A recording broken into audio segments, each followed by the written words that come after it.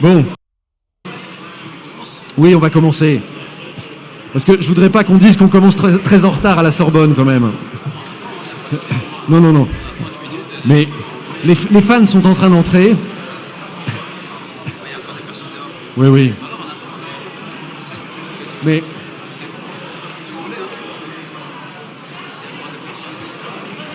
Non, je pense qu'on peut commencer.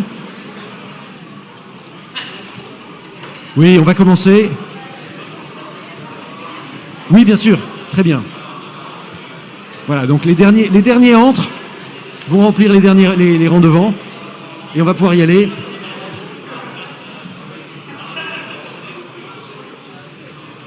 Alors, si vous permettez, en fait, je vais faire comme vous.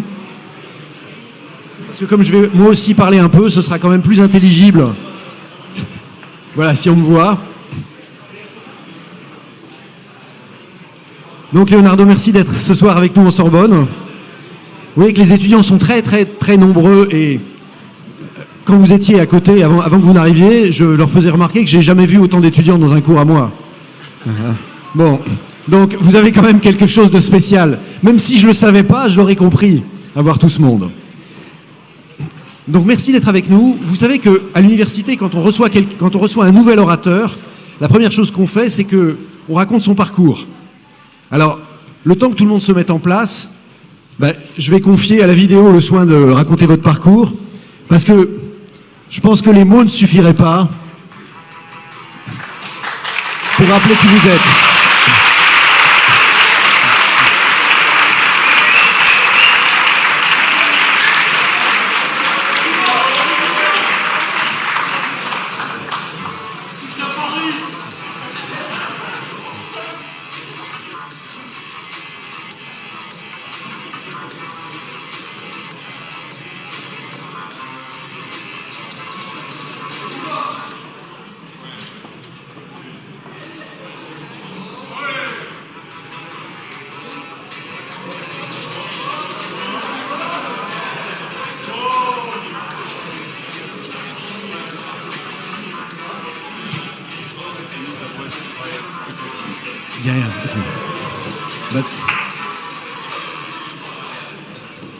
Bonsoir Leonardo, merci d'être venu pour la conférence.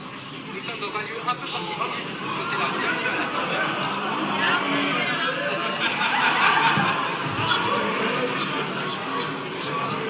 Sorbonne. Bon, alors on a un petit problème de son, comme vous pouvez le constater. Donc, puisqu'on n'entend pas la vidéo, j'aimerais quand même qu'on entende la Sorbonne ce soir pour Leonardo.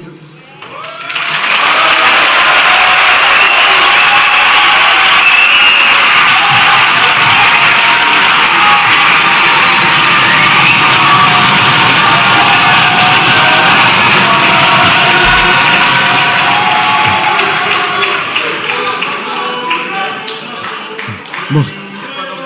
Alors ça d'habitude ça s'appelle un chahut. Bon. Alors, je vous ai remercié.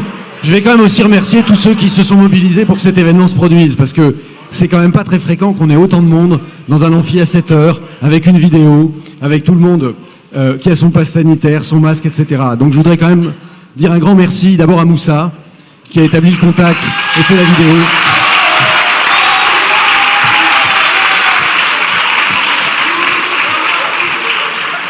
Un grand merci aux étudiants du bureau des élèves, des économistes de la Sorbonne, à tous ceux qui se sont mobilisés ce soir. Merci. Et puis aussi, un grand merci à la sécurité de la Sorbonne, parce que quand on leur a dit que Leonardo arrivait, ils ont compris que c'était un événement. Voilà. Voilà. Bon, alors, maintenant, on va quand même passer à des questions plus sérieuses. Je ne sais pas si vous voulez être debout, assis sur le bureau. Enfin, vous êtes chez vous ici, donc faites comme chez vous. Comme vous voulez, il n'y a pas de souci. Alors, assis, je ne sais pas. Comme vous êtes confortable, vous pouvez vous mettre couché sur le piano. Debout, assis. Debout. Alors, debout. Je vous passe le micro dans 2 minutes. Mais, vous savez, recevoir Leonardo la veille du mercato, c'est un peu comme recevoir le Père Noël juste avant Noël.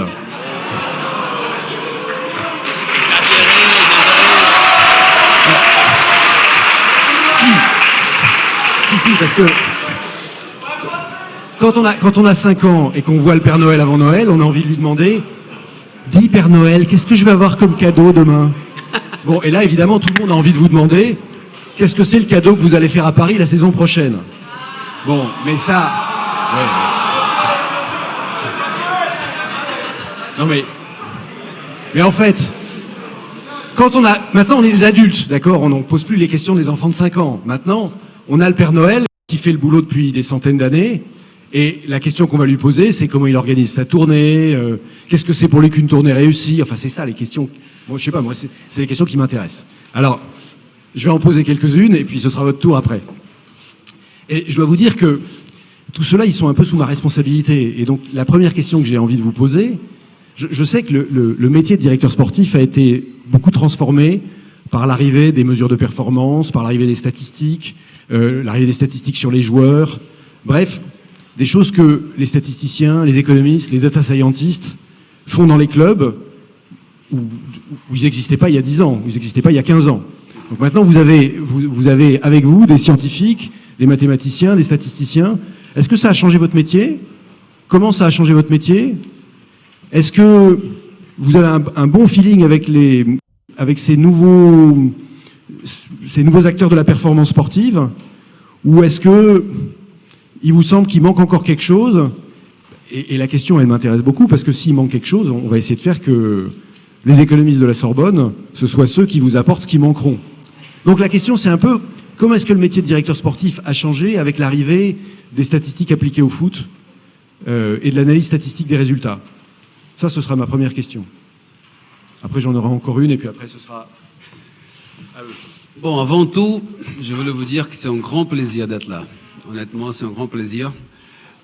Moi, j'ai pas fait l'université.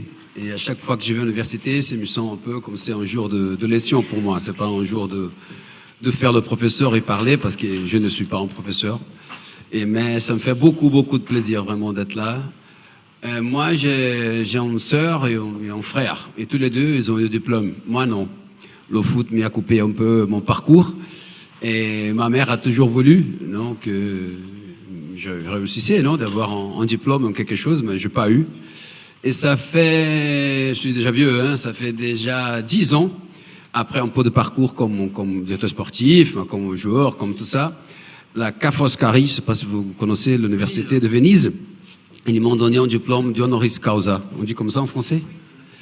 Alors, j'ai envoyé à ma mère, et ça a été un moment important pour moi. Et à chaque fois que je viens dans une université, je me rappelle de ma mère, qui me dit, et je veux dire ça parce que je pense que c'est une chance que vous avez, que de temps en temps qu'on en vive comme ça, c'est normal, hein, ça c'est discours de vieux, mais quand on vive dans le moment qu'on est là, ça ressemble tout normal.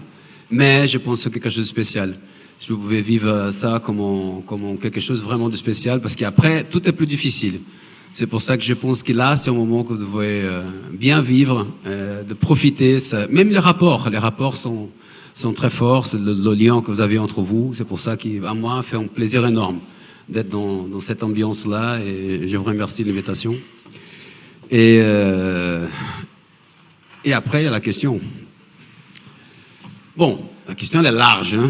On doit parler de beaucoup de choses. Beaucoup de choses. Bon, moi, comme je dis, je suis pas un diplômé. Moi, je suis pratique. Je suis quelqu'un qui je vive un peu le terrain, la rue, la manière de me rapporter directement. Après, c'est sûr qu'on a besoin d'une organisation, parce que si on met en puissance, peut-être comme le foot, avec l'émotion qu'on gère et qu'on vive chaque jour, si on n'a pas une organisation, on peut se perdre. On peut se perdre vraiment vite fait. Et le football est devenu une industrie incroyable.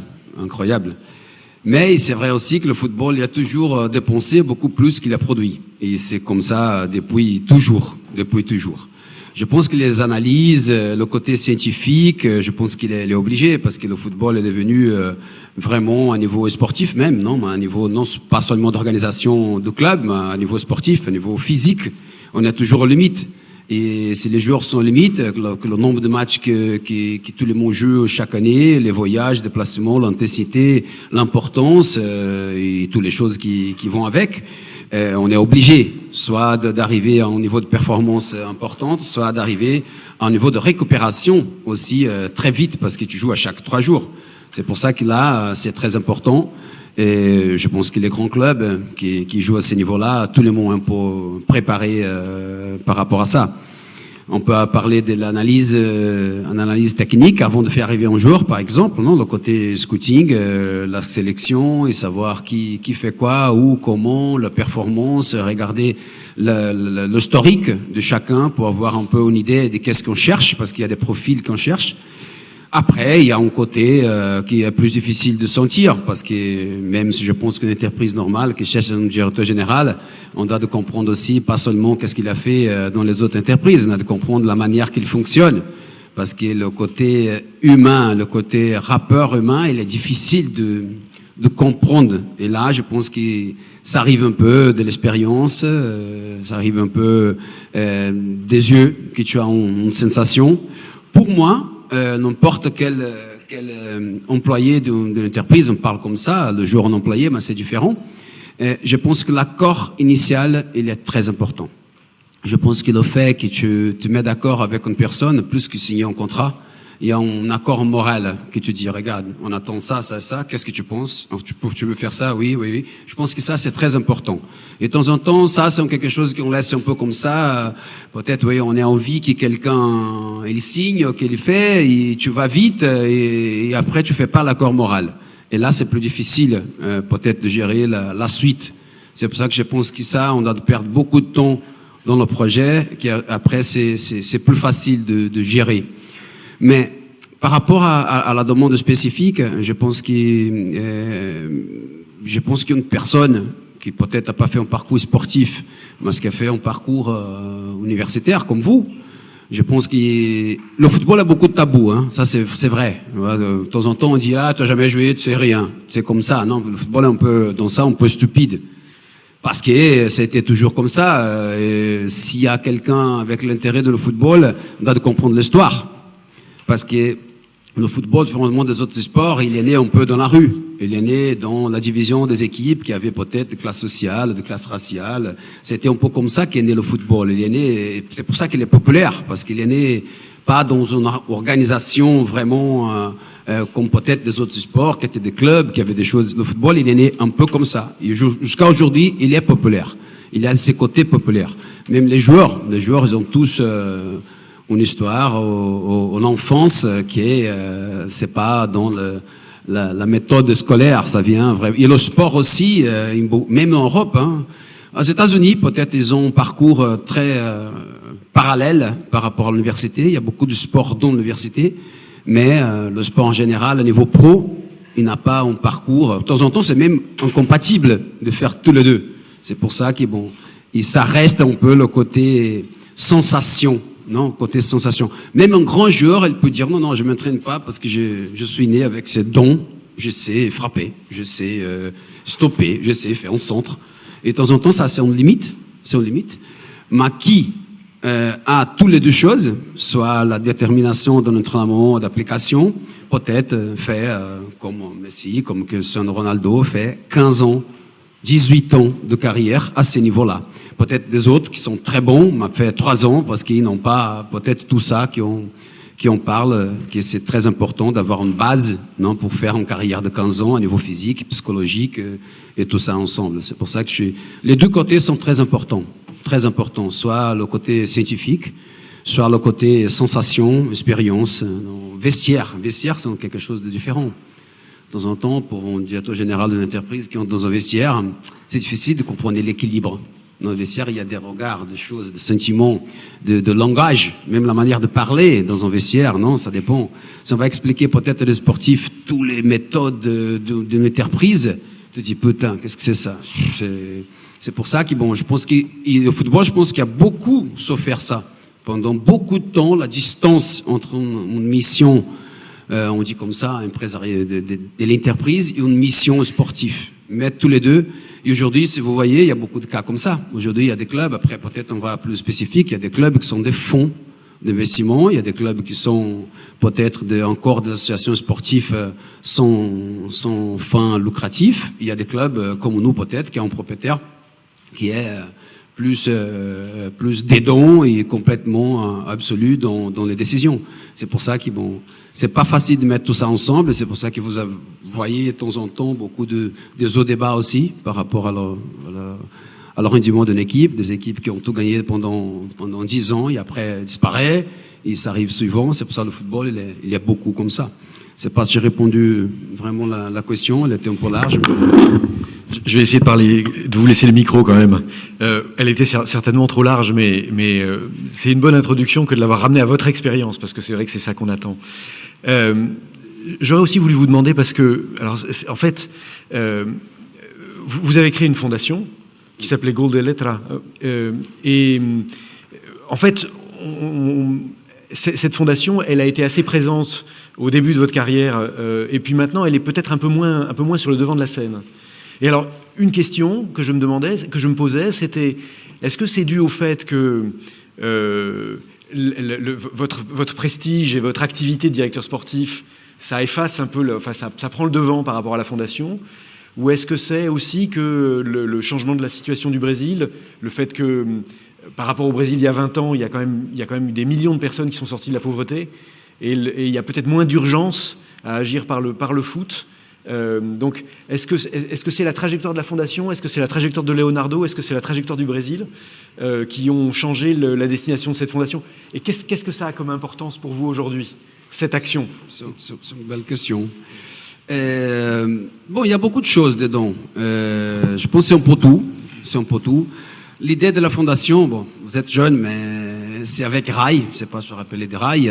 Rai, c'est un grand ami, c'est un idole. Peut-être c'est un des plus grands joueurs de Paris Saint-Germain. Et on a joué ensemble à São Paulo et après on a joué ensemble la Coupe du Monde de 94.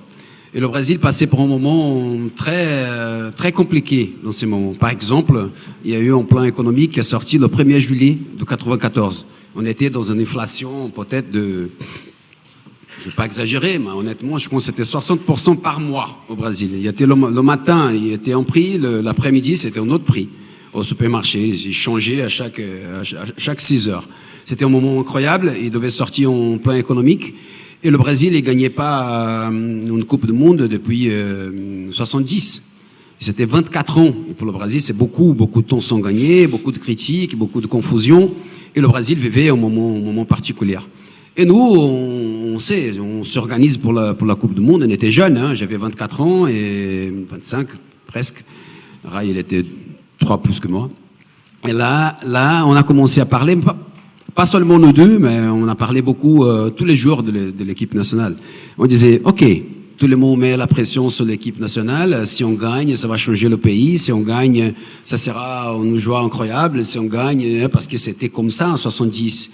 On vivait en dictature, le Brésil a gagné, c'était un changement politique important quand le Brésil a gagné.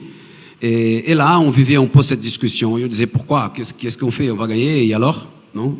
On va changer comment? Non? Parce que tu gagnes, OK, tout le monde content, mais il n'y a pas les instruments pour vraiment changer la situation. Et c'est là que je pense que c'était dans un mouvement qui, je pense que les fondations, c'est pas quelque chose qu'on a inventé nous, mais c'est un moment qui, là, je sais pas si en France on dit le troisième secteur. On dit aussi le troisième secteur? Le tiers secteur, oui. Le tiers secteur. Et là, c'était un moment que tout le monde s'organisait un peu, là, c'était privé pour chercher, de participer, de collaborer en évolution sociale. Et c'est là qu'on a eu l'idée d'utiliser un peu qu'est-ce on était dans ces moments-là, parce qu'honnêtement, on avait la porte ouverte partout. Le fait de jouer en équipe nationale, peut-être des communautés au Brésil, comme vous connaissez, les favelas, qui c'est compliqué d'arriver, même pour l'État, hein, pour arriver avec l'école, avec la sécurité, avec les hôpitaux. C'est presque impossible d'entrer des communautés comme ça. Et le football, il entre. Et c'est ça on a réussi de faire une organisation que ça fait déjà 20 ans. Elle existe encore. Rai, il est encore directeur de la Fondation São Paulo. Ma ex-femme est directrice de la Fondation à Rio. Honnêtement, c'est une référence au Brésil parce qu'on a commencé, on était un des premiers, com toutes les activités un peu complémentaires parce qu'un gamin de favelas, de temps en temps, d'être là assis pendant 1 heure ou 6 heures, non, qui c'est un peu la période quotidienne de l'école, ils n'ont pas l'attention. Et à travers le sport, on n'avait pas seulement le sport, on avait aussi le théâtre, la photographie, le cinéma et beaucoup de autres. On connaissait le fait de parler de football, par exemple. On va où est né le football, que le premier ballon frappé, c'était en Chine. Il est passé après pour l'Italie, il est passé là. Tu parles de géographie en parlant de football. C'est la manière qu'on rencontre de toucher un peu l'attention des enfants qui n'ont pas l'attention normale. Et là, on a créé un système pédagogique qui c'était un peu en référence au Brésil. Il est entré dans les écoles. Et ça, pour nous, c'était... On n'a pas changé le monde, on n'a pas changé le Brésil. Mais honnêtement, je pense qu'on a changé la vie de beaucoup d'enfants. Alors donc vous disiez que vous n'étiez pas prof, mais en fait vous étiez ministre de l'Éducation. Hein, c'est ça le truc. Non. C'était seulement l'envie d'un citoyen de faire quelque chose. Et honnêtement, après, beaucoup de joueurs, Romario, il a fait sa fondation, Dunga aussi, ça a créé un peu un mouvement de cette groupe qui a gagné à la fin la Coupe du Monde en 94. Et ça, je pense, c'était une marque un peu de cette génération. D'accord. Merci. Bon, allez, je vais quand même laisser le micro aux autres parce que je pense que tout le monde a envie de vous poser des questions. Est-ce que... Question facile, s'il te plaît. Est-ce que on peut vous laisser ce petit micro et faire circuler celui-ci? Bien sûr. Merci. Vous êtes encore réveillés là, non? On commence à agiter un peu. Alors...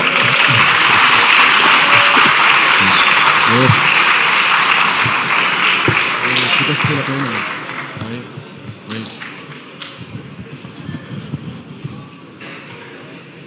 Bon, si vous permettez, je vais d'abord passer le micro à mes chers collègues et néanmoins amis qui sont là avec nous ce soir. Moussa, par exemple. Merci. Toi, tu poses la question. OK. First of all, excuse me, I would like to speak in English. Sorry for that. Mon français, c'est pas très bien. Donc... Vas-y, en français, putain. Mon français, il n'est pas trop beau aussi, ça va. But that's all I know. Okay. So first of all, thank you very much for being here among us, for accepting our invitation. We are so happy to have you here. Let me please thank Angelo and Matthew, and of course my professor and supervisor here, Charles. So to proceed with my question, please. A year ago, I have defended my PhD here at Sorbonne, and I worked on a topic which I like, related to football, which is called pricing football transfers, in which we have studied the data of transfers from the year 2007 till 2020. Eventually, you get to know the factors that affect the prices or the pricing function of a football player. Then we proceeded to try to predict the prices of football players. So we created different models in order to try to understand how to price a football player. Definitely, it's in the academic side. So we studied across countries and across positions. We aggregated a lot of information about this. So while we got information about the characteristics that affect the prices of players, we tried to invest it in predicting the players' prices. After you finish and you aggregate this knowledge about how to price a player, you get to ask yourself where to use this knowledge. As a very experienced person in the industry, if you are in front of a question, your club asked you to choose one person to seek advice from. You are an experienced person. Will you go to an experienced person whose eye never lie, who understand watching the game very well? Or you will seek an advice from someone who doesn't watch all the games, but yet he has studied all the transfers for so long. Will you go to the pen and paper person, or will you go to the person who has eye that never lie? Bon, I think, je pense tous les deux. Je pense tous les deux. Parce qu'on a des personnes qui font, je ne vais pas parler de qui le fait pour nous, Manoa, des agences qui travaillent, qui cherchent de savoir des prix, des vrais prix, non peut-être d'un genre. Là, je pense que le football est un peu différent. Malheureusement, heureusement. Parce qu'à la fin, je pense que chaque équipe, il y a peut-être une idée, non? Je parle de nous, pas pour rentrer dans le détail, mais nous, on cherche un peu la gloire. On cherche pas de faire quelque chose de spécial.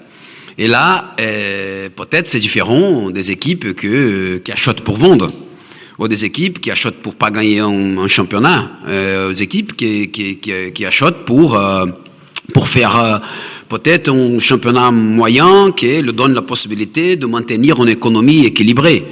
Et il y a des gens comme nous qui ont envie de gagner. C'est pour ça, on veut gagner les matchs. Ça coûte combien? Je ne sais pas, mais c'est que ça qu'on veut.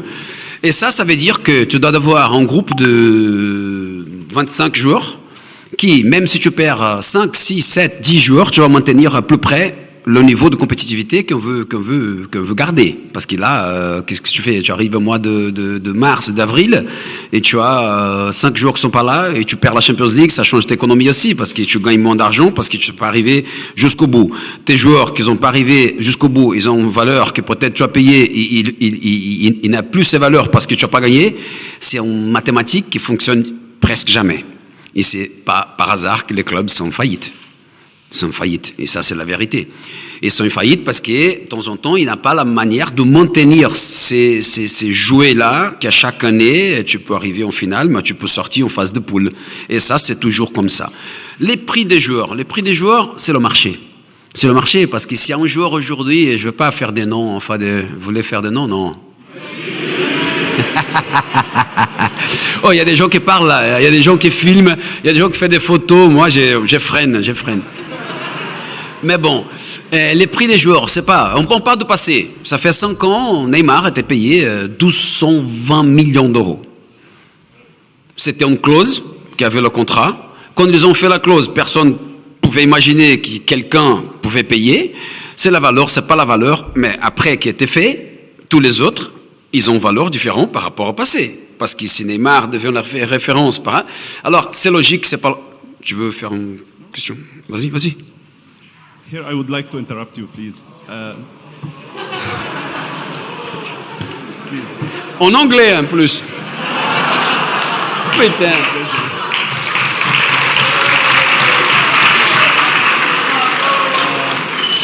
So, also analyzing the data, trying to understand who is inflating the prices, who is making a club pay for Neymar 220 million. Trying to understand the battle between football agents and clubs.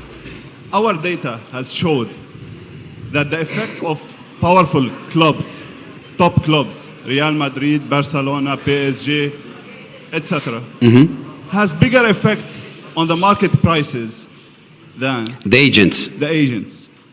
Where do you stand in the battle between both? Who do you blame for inflating the prices of superstars? C'est difficile de comprendre. Je comprends tout à fait la question. L'agent, il est au milieu comme tout le monde. L'agent, il entre dans un trou de le système. Si oui, il y a la possibilité de faire l'affaire et le club est moins fort, il va chercher de le faire. Mais ça, on a des agences de voyage qui vendent les billets, qui peut-être l'Air France, ça coûte 1000 et l'agent, il coûte 1500. Et tu payes 1500 à l'agence et c'est le même billet. Ça, c'est un peu, c'est nous, c'est humain. Tu cherches de faire des choses. En vérité, tout le monde cherche de régulariser par rapport à la fonction de l'agent. Mais c'est pas lui qui dit qu'il coûte plus. À la fin, c'est toi qui as envie de faire. Et c'est le club qui a envie de vendre, c'est le joueur qui a envie de venir, et c'est un joueur qui peut-être... Et là, on parle toujours d'une minorité des grands joueurs. Parce que le football, dit qu'est-ce qu'on parle là? Je pense que ça correspond à 2, 3, 4, 5%. Parce que 95%, on parle de valeurs complètement différentes qu'on parle là maintenant. Ça devient la référence, mais c'est pas le football. Ça, c'est l'élite du football qu'on suit, qu'on aime bien, et c'est pour ça qu'on est arrivé à ces montants-là. Parce que le Parc du Prince, il est plein, et les gens payent pour regarder la télévision, les gens achètent le maillot, les gens. Le jour qui tout le monde s'arrête, il n'a plus d'achat, il n'a plus de rien. C'est pour ça que ça, je pense que c'est un peu, c'est difficile de comprendre, mais malheureusement, c'est une passion qui te porte à faire quelque chose, parce qu'honnêtement, quand on dit, je vais pas faire les noms, mais regarde notre effectif aujourd'hui. Putain, c'est... Non, honnêtement, ça fait rêver. Ça fait rêver. Ça, c'est quelque chose de très spécial. Ça coûte, c'est logique, je ne sais pas. Mais, honnêtement, on pense que c'est logique. Parce que chaque fois qu'on fait quelque chose, le retour, il est toujours plus grand qu'on attendait. Parce que même si les gens là en France, à Paris, ça c'est honnêtement, c'est... Mais en vérité, c'est qu'il a dans le monde, on représente quelque chose d'unique. D'unique. Après, la question de les valeurs, oui. On va rester entre nous, tout ça, non? À la fin, on a pris 6 jours. 4, ils étaient libres. Libres. Ah, les gens, les libres, moi, le salaire, moi, libre. Pourquoi? Ça fait 5 ans, ils n'arrivaient pas. Il y a 2 choses. C'est le règlement qui a changé et c'est le marché qui a changé.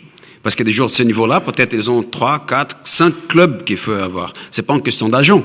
Alors les agents, ils n'ont pas réussi à faire rien parce qu'il n'y a pas le marché. Et honnêtement, c'était des jours qui étaient libres encore le mois de juin, le mois de juillet. Ok, on a eu le Covid. Ça, c'est quelque chose qui a changé beaucoup la situation économique des clubs. Mais, à la fin, c'était pas le fait de pousser vers là. Nous, à la fin, il y a des joueurs qui sont venus avec moins de salaire qu'ils avaient avant. Parce que ça a changé.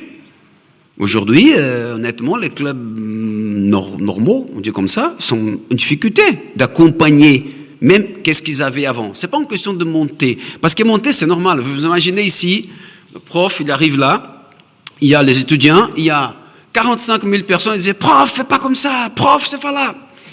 C'est comme ça. Quand vous n'êtes pas là, c'est comme ça. Non, moi c'est pas eux sont les étudiants. J'ai dit des autres personnes extra qui disent que tu dois faire ça, tu dois faire là.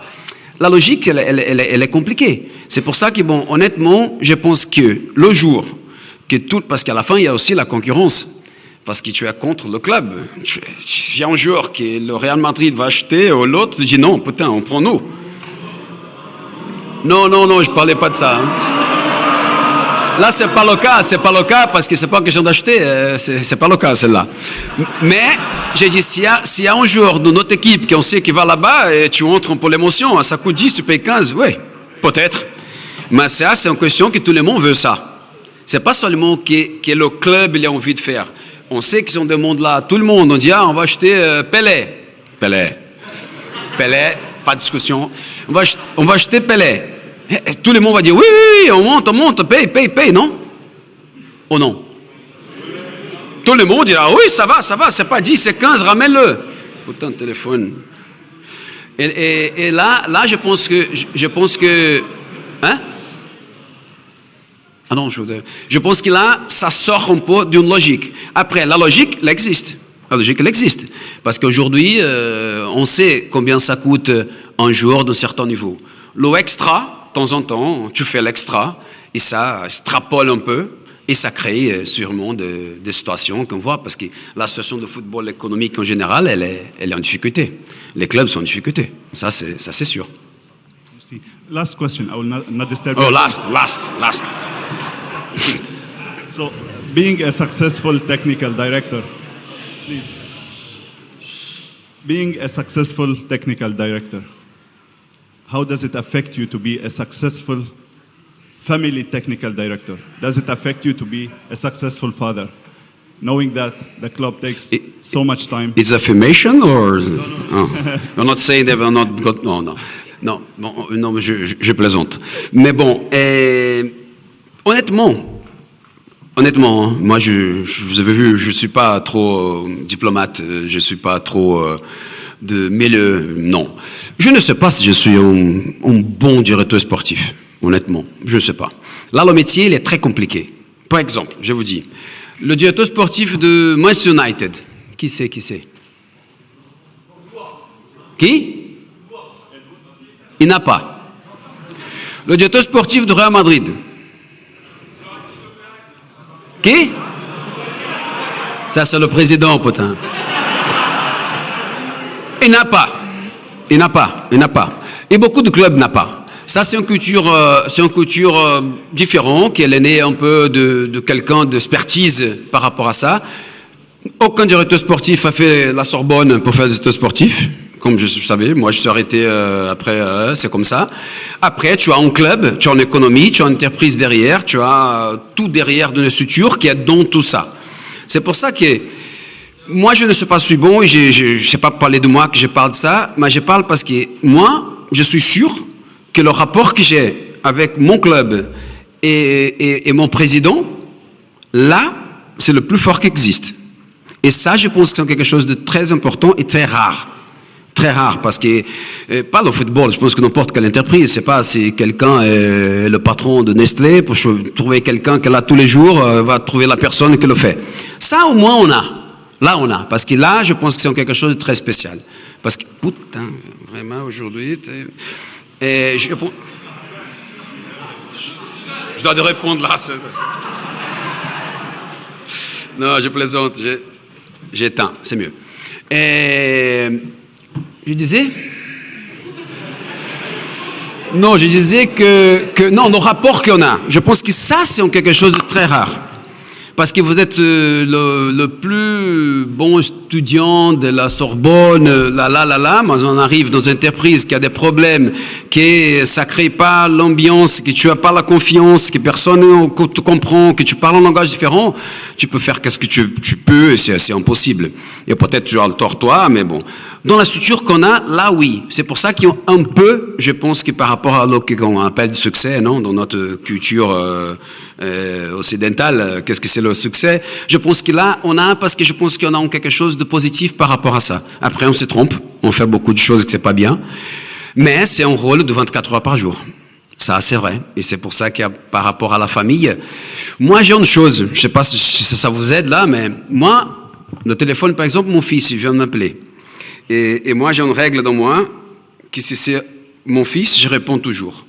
C'est la première fois, au deuxième, au troisième, peut-être que je ne réponds pas, parce que là, c'est impossible. Mais il sait aussi que s'il appelle, il a la priorité. Et pour moi, c'est d'avoir ma tête qui fonctionne comme ça. Je suis là que je discute avec le professeur, ou je suis là que je discute avec un transfert très important de le joueur plus beau au monde.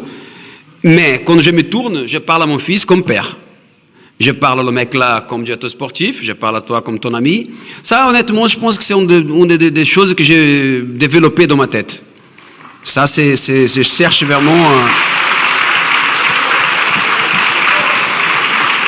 Je pense qu'arrive avec le temps, parce que moi j'ai 52 ans, arrive avec le temps, moi je pense que c'est très important. On doit avoir des chaînes. Parce que je parle à mon fils, comme je parle à le joueur, comme je parle au directeur d'un club, comme je parle à la presse, et je confonds tout. Tu vas commencer avec un problème, tu vas avoir 2, 3, 4, tu as 5 problèmes et tu es mort. Et là, je pense que là, c'est honnêtement, pour moi, il y a une autre chose que je cherche de faire, c'est de donner l'importance juste à les choses. Parce que le football, c'est vrai, tout le monde suit, tout le monde aime bien, mais ma vie, il y a des autres choses aussi. C'est pour ça que, oui, je donne l'importance, la juste importance, que c'est beaucoup, parce que je donne mon temps, mon attention tout le temps, et la passion, parce que là, c'est dans moi, le Paris Saint-Germain, et le football, c'est dans moi. Et là, j'ai réussi d'avoir une combinaison que c'est un plaisir pour moi. Moi, je considère pas un travail, je te jure. Je considère pas un travail pour moi. C'est pas lourd d'aller, de faire, de discuter, de faire la bagarre, avec les joueurs, n'importe quoi. Pour moi, c'est pas, et je suis pas là pour raconter de bonnes choses, hein. C'est la vérité. Et là, je pense que c'est un exercice par rapport à ça. Parce que de temps en temps, nous, dans notre culture, le travail, aussi si tu n'as pas un bon travail, ça ressemble que tu es nul. Ça, c'est une société qui, malheureusement, elle est faite comme ça. Et honnêtement, je pense que c'est pas juste. C'est pas juste parce que c'est trop. Je pense que c'est trop de pression, non? Tu imagines, tu dois être bon mari, bon père, bon voisin, bon fils, bon travail, bon n'importe où. C'est incroyable, c'est une exigence que ça n'existait pas. Moi, je me donne aussi le droit d'être pas bon, et ça, je pense que c'est une autre partie qu'avec le temps tu arrives. Mais d'avoir ça un peu clair pour toi, je pense que c'est important. C'est très important. C'est pour ça que si tu me dis si je suis mieux père ou directeur sportif, peut-être je me trompe, mais je pense que je suis mieux père. J'ai 5 enfants, hein. J'ai travaillé, hein. Bonsoir. Tout d'abord, merci pour tous nos étudiants et pour nous. Merci beaucoup de votre présence. Plaisir. Je vais faire la question en français, donc je m'excuse d'avance. Ah oui, d'accord. Dans les entreprises, souvent les managers doivent arbitrer entre les résultats de court terme et construire le long terme. Parfois, ça nécessite de passer par des mauvaises étapes à court terme avant de construire le futur. Et je me demandais, avec la pression, comment on faisait quand on était directeur sportif pour réussir à survivre tout en construisant le futur dans un club de foot. Long terme, c'est quoi? Non, je plaisante. 2 ans. Je plaisante. Long terme, ça n'existe pas. Non, c'est pas vrai. C'est pas vrai. Il existe, mais c'est vrai qu'il est très influencé par chaque match. Chaque match, ça c'est une autre chose qu'on doit être, parce qu'on doit avoir les valeurs, non? Parce que projet à long terme, on est obligé d'avoir une valeur de quelque chose, non? S'il y a la bouteille qui a une valeur, c'est là 10 comme valeur, c'est pas qu'après, peut-être elle tombe un peu, elle a déjà 8. Pour nous, pas pour les gens, pour nous. Et ça arrive. Tu joues 2 matchs qui est pas bien, tu te dis, putain, ça c'est pas 10, c'est pas 8, et ça, tu te trompes. Mais je pense qu'il y a 2 choses différentes. Quand tu dis, on est en équipe qu'on veut arriver au maximum. Là, le long terme, c'est compliqué. Tu peux pas donner peut-être le ton de le long terme, ça dépend qu'est-ce qu'on considère long terme, le ton de le long terme pour arriver à des conquêtes sportives tout de suite. À chaque année, on part pour la Ligue 1, pour la Coupe de France et la Champions League. Là, on est obligé, et là, c'est la priorité. Après, le long terme, je pense que c'est basé aussi dans les rapports. Et là, parce que dans notre cas, on a derrière une structure qui va nous donner le long terme. Ce sont 10 ans, par exemple, qu'on a cette propriété-là. Et le long terme, c'est un fait. Ils sont là, ils ne sont pas arrivés là pour passer le temps, pour chercher de gagner la Champions League dans un an et adieu. On va construire un centre sportif. Je vais vous dire combien ça va coûter. Mais peut-être c'est le mieux centre sportif que va avoir en Europe. Et ça, c'est de long terme. On a aussi l'investissement que les gens parlent un peu des jeunes, mais on construit petit à petit un système pour les jeunes de formation très important. Et ça, c'est le long terme. Et ça, c'est toujours présent. Après, par rapport à une première équipe, par rapport même à la féminine, on est devenu une équipe de Champions League. Tu es toujours dans la course. Non, et là, c'est difficile d'avoir la vision de tous les deux, mais honnêtement, je pense qu'aujourd'hui, ça, c'est très clair. Par exemple, pour nous, qu'est-ce que c'est le long terme? Et si on regarde notre effectif, on a des joueurs, Verratti, c'est la 10e saison. Marquinhos, c'est la 9e saison. Di Maria, c'est la 7e. Neymar, Mbappé, c'est la 5e. On a beaucoup de joueurs, on a beaucoup de quelque chose de créé qui c'est très fort par rapport à ça. C'est aussi long terme. Et le long terme, je pense qu'il a été créé avant, le premier jour. Parce que quand arrivaient ces propriétaires-là, ils ont dit, on va faire ce club, un club compétitif de plus haut niveau, on va créer une structure de plus haut niveau, et tout ça, je pense qu'aujourd'hui, c'est déjà une réalité. On n'a pas gagné la Champions League encore, mais on est déjà là, ça c'est indiscutable. La structure qu'on crée, et honnêtement, qu'est-ce que ça est devenu la marque Paris Saint-Germain? Et ça, c'est une autre chose que de temps en temps, les gens pensent, et disent beaucoup, que le Paris Saint-Germain... c'est vrai qu'aussi c'était une coïncidence, parce que c'était pas prévu ça. On a aussi vécu les réseaux sociaux. Et là, ça a changé beaucoup par rapport à qu'est-ce que c'est la communication, la marque, tout ça. Et on a vécu cette, non, c'était un peu une folie, un peu comme communication. Et le Paris Saint-Germain aujourd'hui, il est le top de n'importe quelle modalité de communication. Et ça, c'est Paris. Mais sûr, c'est les joueurs qu'on a eus. Parce qu'honnêtement, les gens parlent, mais personne n'a eu qu'est-ce qu'on a eu les derniers 10 ans. C'est comme ça. Après, ça manque un peu, mettre le dernier coup. Et je pense qu'il va arriver.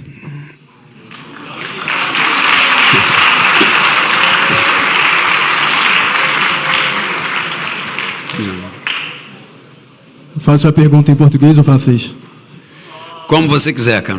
Qual que você prefere? Français. On parle en français alors, c'est bien. Non, je voulais vous demander, j'ai essayé de pas trop tourner autour du PSG, mais on a eu cette crise du Covid et on sait que le foot, il marche un peu différemment de tout ce qui est l'économie.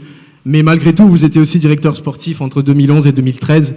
Du coup, je voulais savoir comment vous avez senti que cette situation économique, cette pandémie, tout ça a affecté ou pas le PSG et le football de manière générale. Comment vous établissez un lien ou pas du tout? C'est facile. Si on regarde notre revenu, et pas seulement le nôtre, et qui n'avait pas une propriété comme nous, c'est fini. C'est fini parce que d'un moment à l'autre, et la France encore plus, parce que la France était le premier à arrêter la Ligue 1. On a considéré un tiers de la Ligue 1, elle n'a pas existé. Après, on a un problème avec les droits télévisifs. Je ne sais pas si vous suivez tout ça, mais bon, il était vendu, il ne m'a pas payé. Et on est là encore dans la discussion. Le Covid, les stades vides, sans billetterie, tu n'avais pas de billetterie, tu n'avais pas de droits télévisifs, tu n'as eu pas même la Champions League. À chaque match que tu joues, on a joué en Final 8 en Portugal, sans public. Chaque match de Champions League, ça coûte 2 millions. Ça coûte beaucoup. Si tu joues pas avec le public, tu perds beaucoup comme recette. Alors c'était toujours comme ça. Si tu fais un an et demi comme ça, c'est normal que tu descends dans une manière que c'est très compliqué. Après, on est sponsor. Je sais que je ne peux pas parler de tout ça, mais bon, on y va. Et Hall, par exemple, c'est une chaîne d'hôtels. Avec le Covid, ils sont restés 1 an et demi fermés. Nos hôtels et tout le monde. Tu imagines un contrat qu'ils avaient avec nous, la difficulté qu'il y a de maintenir. Et là, le Covid, il était dévastant. Il était dévastant pour tout le monde. Heureusement qu'on a vraiment un propriétaire solide, fort, qui nous soutient et on est là. Merci, Libéral. Qui a une question?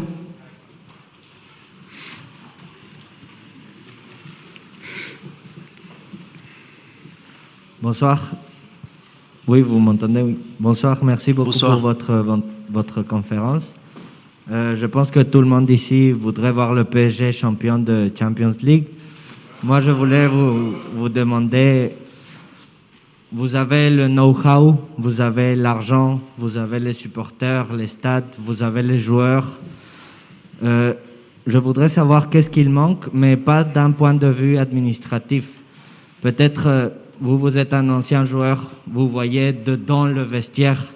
Si vous avez un joueur, je ne sais pas, comme Totti à la Rome ou Casillas au Real Madrid, vous sentez qu'il manque quelque chose au vestiaire pour que le PSG, avec toutes les facilités que vous avez, puisse atteindre le rêve que tout Paris veut, en fait. C'est ça ma question. Bon, honnêtement, je pense qu'il ne manque pas en quelque chose de spécifique. C'est normal que si tu as une équipe que tu regardes derrière et tu as gagné, ça fait 2 ans, ça fait 3 ans, ça fait 4 ans, c'est complètement différent si tu regardes derrière et tu n'as pas gagné. Ça, c'est quelque chose que je pense que tu dois te surpasser. Et je pense qu'il y a un peu dans la tête, un peu de tout le monde, ah, encore une fois, on ne gagne pas. Et ça, c'est un sentiment que je pense qu'on doit couper. Parce que, honnêtement, c'est vrai qu'on n'a pas les palmarès de certaines équipes, mais on a toute la structure, la qualité et même l'organisation, si les gens ont envie. Parce que Paris est différent aussi. Paris est particulier. Paris, c'est pas... je ne veux pas parler des autres villes, mais si on regarde les villes des équipes qui gagnent, tu peux pas mettre comme Paris. Il y a la seule équipe, c'est le Paris Saint-Germain à Paris. Et c'est très particulier par rapport à ce qui représente Paris. Non, de temps en temps, quand tu es à Paris, tu joues à Paris, qui t'appelle, peut-être si tu habites, je vais pas faire d'exemple, exemples sont terribles, mais c'est pas, tu habites à Manchester, pour dire. Ton ami, il appelle, et dit, tu joues quand? Tu vas à Manchester, tu vas voir quel est le match, non? À Paris, c'est quand que tu es libre. Il y a beaucoup de distractions à Paris, mais dans la tête, parce que Paris, elle te donne ça. Qui arrive à Paris, regarde la Tour Eiffel, là, merveilleux. Et là, ça te enlève un peu de la concentration de temps en temps de quelque chose de... Et ça, c'est une chose qu'on doit faire. Et je pense que c'est beaucoup mieux. Les gens parlent encore, mais je pense que c'est pas ça le problème. Pour moi, c'est plus surpasser l'idée que tu as jamais gagné.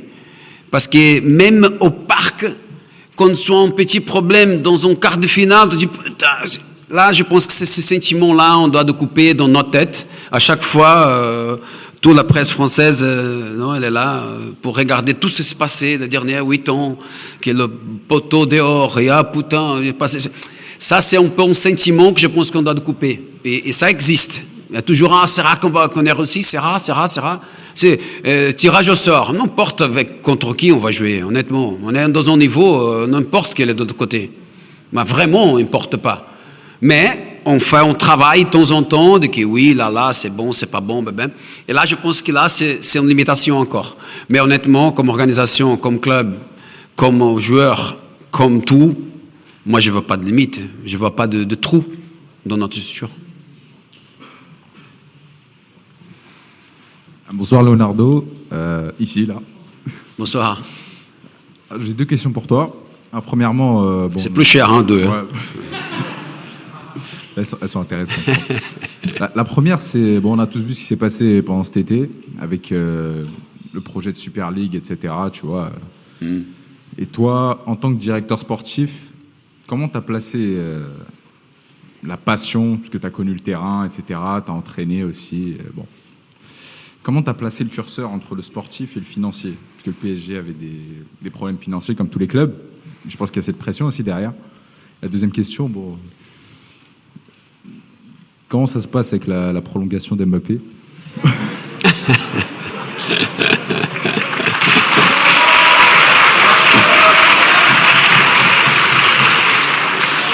Bon, je commence par la deuxième. Je commence par la deuxième, c'est mieux. Bon, en parlant de Super League, je pense que la Super League, c'est en quelque chose, c'est pas nouveau. La Super League, c'est en quelque chose que ça fait longtemps. La discussion politique par rapport à ça, vous avez vu la position que Paris Saint-Germain il a eue. Paris Saint-Germain a eu une position nette par rapport à le système football, de sauvegarder qu'est-ce qu'il y a le système et pas privilégier peut-être un groupe d'élite. Après, il y a la discussion, je pense que ça va continuer. La Champions League, vous êtes jeune, mais la Champions League, on a commencé en 92. Elle est née déjà de cette discussion. Parce que les clubs voulaient toujours plus d'indépendance par rapport à les discussions d'un droit télévisif, de ses remarques, de ses possibilités d'organisation, Et toi, toujours quelque chose qui est né, ça fait 100 années, qui sont les confédérations, les fédérations, tout ça qui organise un peu le football. Il y a toujours quelqu'un au milieu qui doit contrôler, doit voir, et aussi donner l'opportunité, parce que comme on a dit avant, le football, c'est pas seulement la Champions League, les 32 équipes là. On a des équipes partout dans le monde que tu as d'organiser les compétitions, et à la fin, la production d'argent, elle est là et elle vient distribuer un peu à toutes les autres catégories. Et ça, le Paris Saint-Germain a eu une position forte, non, de maintenir un système. Mais la Super League, elle est un peu en tentative d'avoir plus, non, de revenus par rapport à ce qu'il y a aujourd'hui, à cause aussi de la difficulté financière que tout le monde a vécu. Sur Kylian, combien de journalistes dehors, je ne veux pas te dire. Parce que j'ai déjà vu. Et là, ça va sortir partout. Mais Kylian, qu'est-ce qu'on peut dire? Kylian est formidable. C'est en quelque chose de différent, d'unique, vous savez. Et bon, vous savez aussi qu'est-ce qu'on veut. Ça, c'est clair. On va voir.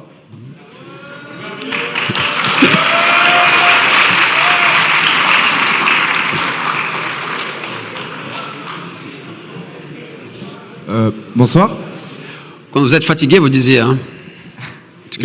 J'avais une question pour vous. À quelques jours du début du mercato hivernal, comment ça se passe votre quotidien en tant que directeur sportif? Qu'est-ce que vous faites en fait tout simplement au travail? Comment ça se passe? Bon, le mercato est comme la bourse. C'est tout le monde qui appelle tout le monde tout le temps pour chercher en quelque chose de... Le mercato de janvier est différent. Là, on appelle le mercato de réparation. Normalement, des équipes qui ont besoin de quelque chose en plus, honnêtement, que je pense que ce n'est pas notre cas, cherchent une opportunité plus que le grand investissement, principalement au moment comme ça. Mais le quotidien, il est dur parce que c'est tout le temps. C'est vraiment tout le temps.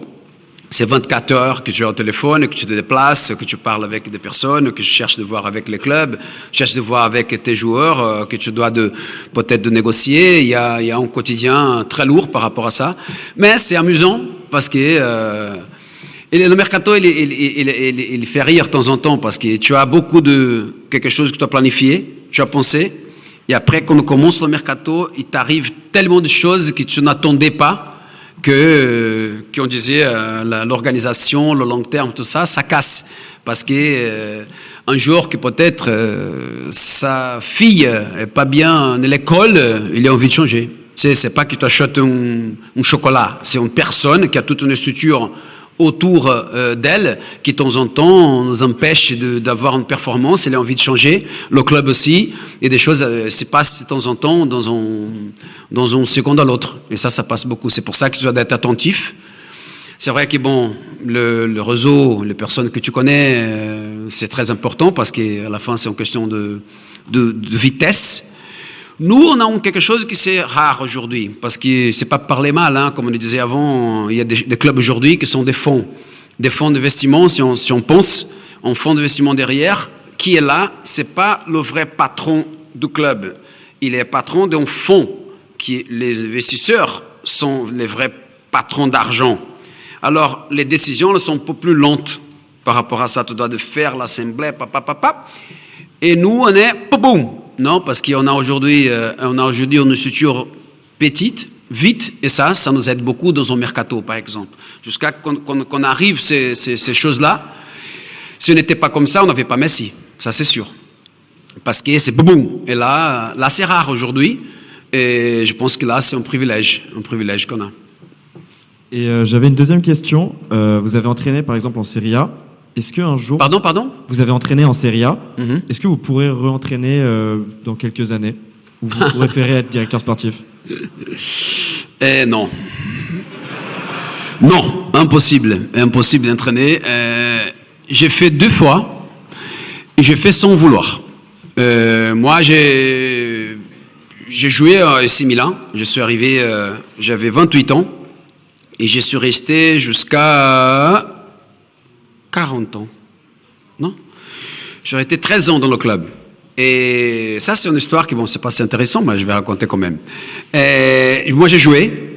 Juste après ma carrière, quand j'ai terminé, j'étais jeune, hein, j'avais 30 ans. Le président du club, c'était Adriano Galliani, qui pour moi, c'est un phénomène. C'est une personne qui est... je pense qu'il pouvait être l'entraîneur, le team manager, le directeur sportif, le directeur marketing, le directeur commercial, le président, parce qu'il a une vision globale qui est assez rare, très rare. Et bon, j'ai arrêté, j'avais 31 ans. 31 ans, c'était un vendredi. Il m'a dit, viens travailler avec moi. Et lundi, j'étais déjà avec lui dans le bureau, j'avais 33 ans.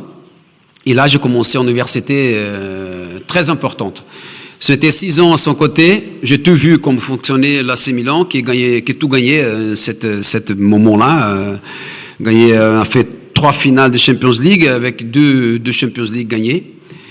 Et la troisième qu'on n'a pas gagnée, c'était en 3-0 premier mi-temps contre Liverpool, 3-3, et putain, on perd en penalty. C'était quelque chose d'incroyable. Mais bon, ça, c'était une génération incroyable, et j'ai vécu tout ces Milan-là. Au bout d'un moment, comme on disait avant, le club commence un moment compliqué. Pourquoi? Pour beaucoup de choses. Pour questions familiales, pour questions de le groupe, pour questions. Et on commence à redimensionner un peu le club. Et là, et ça, je raconte ça pas pour raconter de moi, mais pour raconter pour l'idée d'un club qui est né avec la puissance, comme est arrivé par exemple le Qatar au Paris Saint-Germain, avec Berlusconi, qui avait une puissance énorme en tous les sens, qui a construit quelque chose d'énorme, et là a commencé à être différent après 25 ans, et peut-être ça a commencé à penser à la vente, et tu dis, comment on fait? Aujourd'hui, on ne peut plus dire qu'on va gagner la Champions League, on a quand même un effectif encore important, des gens qui a tout gagné, je ne sais pas si vous vous rappelez de Gattuso, Brozzini, Inzaghi, Seedorf, Nesta, c'était encore une équipe Ronaldinho, c'était encore une équipe des grands joueurs, mais c'était un moment difficile. Comment on fait? On met qui comme entraîneur? Si on prend l'entraîneur, le top du moment, il va demander 10 joueurs pour gagner la Champions League. Alors il ne vient pas. Si on prend un entraîneur qui n'a pas l'expérience de gérer des joueurs de ce niveau, il ne va pas résister 3 mois. Alors, ils ont pris moi, que j'étais déjà dans le club, mais j'avais 40 ans, hein, c'était différent. J'étais déjà dans le club, je connaissais la structure, je connaissais l'objectif, je connaissais les joueurs, et c'est pour ça que j'ai été entraîneur. Mais ce n'est pas le rôle que j'aime bien. Moi, j'aime bien qu'est-ce que je fais. Je pense que c'est beaucoup plus intéressant par rapport à ma manière d'être. Et là, je pense qu'entraîneur, non. Plus jamais. Mais pas parce que je pense que c'est un rôle compliqué, hein, non, c'est pas ça. C'est en question que ma vie, elle est dans une autre dimension. Je me vois plus sur le terrain, ou vois plus sur le banc, je me vois plus. C'était long, hein, mais... Leonardo, ici. J'ai juste une question. J'aimerais avoir ton avis, justement, sur le fair play financier. Est-ce que tu penses qu'aujourd'hui, le fair play financier, c'est une réelle sanction, ou si vraiment aujourd'hui les clubs arrivent à le contourner ou ne sont pas inquiétés par justement le fair play financier? Quand on voit par exemple Manchester City qui ont été sanctionnés, il me semble que c'était en 2019, suspendus de Coupe d'Europe, mais qui au final n'ont rien eu du tout. Seulement des questions polémiques, hein, mais on y va. Et non, le financial fair play, non, je pense que c'est comme tu dis, c'est le antitrust, non, de le monde corporatif, non, c'est de chercher de quelqu'un qui peut pas être, non, totalement supérieur aux autres par rapport à la fortune perso, et tu crées quelque chose qui dit, tu dois dépenser, qu'est-ce que tu produis, non, tu dois créer ça. Et ça, c'est l'idée. Après, il y a tellement de choses dedans. En premier, que tu peux pas empêcher une entreprise de mettre l'argent sur sa entreprise. Ça, c'est un peu, non. Si tu as l'argent, c'est ta entreprise, tu mets l'argent, c'est qui va dire non? Là, c'est quelque chose au niveau constitutionnel, on peut discuter. Mais c'est pas le cas de discuter ça. Mais c'est difficile de le faire parce que, je vais pas entrer dans les détails, mais si un club qui est peut-être dans son pays, il y a des règles internes, ou qu'il y a des revenus spécial, ou qui a un monopole par rapport à un contrôle d'un secteur, qui peut être le secteur de droit télévisif, et qui paye moins d'impôts, ou qui paye, ça devient difficile d'avoir une règle pour tous les pays avec les règles différentes internes. Non? En France, vous savez la difficulté de le coût, non, par rapport à les impôts, par rapport à les taxes, c'est important que des autres pays aujourd'hui, non. Il y a des pays qui ont des bénéfices par rapport au football qui payent aujourd'hui 25% d'impôts par rapport à les salaires. Alors, c'est impossible d'avoir une différence par rapport à ça et des revenus qui sont divisés différemment. C'est compliqué. Comme idée, ils ont toujours essayé, mais après, le système peut être freiné par rapport à ça, ou tout le monde se met d'accord pour tout baisser. Tout le monde. Mais c'est jamais arrivé.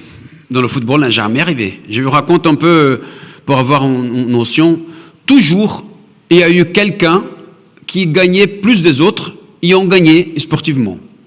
Dans les années 60 ou 70, Anderlecht gagnait, Benfica gagnait. Pourquoi? Dis-moi pourquoi. Parce qu'il avait un stade plus grand des autres. Et la seule recette, c'était billetterie. Alors, c'est normal. Si j'ai 80 000 personnes qui viennent et payent, et l'autre, il y a 25 000 personnes, qui a 80 000 personnes, va gagner. Ils achetaient les joueurs, ils avaient Eusebio, ils avaient les joueurs mieux. Après, qu'est-ce qui se passe? Je ne sais pas, je vais dire. Les années 90, arrive le droit télévisif. Qui avant, il y avait un match. Quand j'ai joué au Paris Saint-Germain, il y avait un match de télévision. Un match de télévision, il y avait que téléfoot le dimanche matin. Imagine. Aujourd'hui, tu as de tout, parce qu'il est arrivé le droit télévisif. Le droit télévisif, qu'est-ce qu'ils ont fait? Ils ont fait un contrat de 10 ans avec les grands clubs, des grandes ligues, ils ont anticipé l'argent. Ils ont mis l'argent. Alors, Milan AC, par exemple, il va à l'Ajax, il achète tout le monde, il gagne les Coupes d'Europe. Et ça, c'était toujours comme ça. Après, qu'est-ce qui s'est passé? Les grandes fortunes. Ils sont arrivés, les grandes fortunes, parce que le monde, il était ouvert. Il arrivait les fortunes des autres côtés, dans les pays plus importants au niveau de football.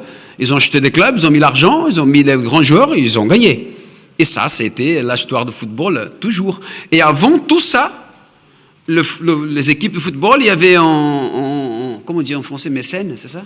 On avait le propriétaire de supermarché de la ville qui finançait le club. Et qui avait le supermarché plus grand, financier, il gagnait. Et ça, c'était toujours comme ça. Et comme est populaire, et comme ça ne va pas arrêter, c'est impossible d'arrêter le football. Comment on arrête la passion que vous avez? On va trouver une manière de continuer tout ça. C'est pour ça que c'est difficile de tout mettre dedans. Aujourd'hui, je pense que c'est beaucoup plus organisé, beaucoup plus... c'est une industrie, c'est vrai, mais je pense qu'il y a des anomalies parce qu'il est jugé avec la passion. C'est impossible. C'est impossible. Bonsoir Leonardo. Bonsoir. Déjà, je suis content d'avoir le micro. Oh, ça va ou vous êtes déjà... Oh, applaudis, putain. Je le réveille, ça. Mais on est dans l'argument, on sort trop, comme on est où là? Ça, c'est l'idée? C'était l'idée, ça? Non, c'est pas, hein, il y a des arguments qui viennent comme ça, je sais pas si c'est intéressant, mais... Donc moi j'ai plusieurs questions, je vais essayer de les rassembler en une. La première c'est que moi, je suis étudiant en management du sport, je fais du droit avant, je fais du management du sport maintenant. Et mon rêve, enfin mon ambition c'est vraiment de diriger un club. En fait je veux être vous, je veux vraiment faire ce que vous faites. Je t'aconseille pas, hein. Je t'aconseille pas, putain. Non, c'est vraiment mon rêve. Je m'inspire un peu d'un parcours comme le vôtre, mais pas vraiment dans le parcours, mais plus dans la position, parce que moi, je viens pas d'un background professionnel, j'ai pas joué à un niveau professionnel, j'ai pas entraîné à un niveau professionnel, et du coup, c'est un petit peu l'inquiétude que j'ai, enfin pas l'inquiétude que j'ai, mais quelque chose que je trouve vis-à-vis du football, c'est qu'au niveau de l'accessibilité, dans ces positions-là de direction de club, quand vous venez pas du milieu professionnel, ou alors que vous ne venez pas parce que vous connaissez, vous êtes avec l'investisseur. C'est compliqué d'y accéder juste en sortant de l'université et en ayant un parcours comme on peut avoir dans une entreprise normale. Donc, je me retrouve à me tourner un petit peu plus sur le système américain. Je sais pas si vous savez un petit peu comment ça se passe là-bas, en NBA et tout. Quand je regarde les parcours des general managers, c'est beaucoup de gens qui sortent de l'université, qui ont commencé un petit emploi d'assistant et tout dans la direction et qui ont gravi les échelons. J'ai l'impression que je peux pas avoir ce genre d'ambition en France. C'est un petit peu plus fermé, un petit peu plus réseauté. Donc, qu'est-ce que vous pensez de ça? Est-ce que vous trouvez, est-ce que je me trompe? Qu'est-ce que vous pensez de ça? Ce sera la première question. Ensuite, sur la deuxième question aussi qui vient rejoindre ça, du coup je cherche un stage, si jamais...